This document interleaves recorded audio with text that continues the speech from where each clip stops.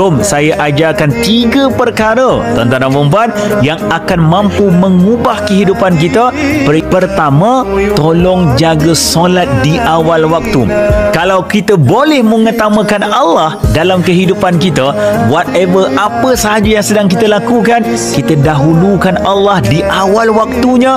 Tuan-tuan percayalah, Allah tidak akan pernah mensia-siakan gadaian waktu kita untuknya. Kedua, tolong dekatkan diri dengan Al-Quran di setiap hari. Ustaz, saya tak pandai baca Quran. Dengar Al-Quran. Cukup untuk mendengar. Orang yang dekat dengan Allah tidak akan pernah sia-sia.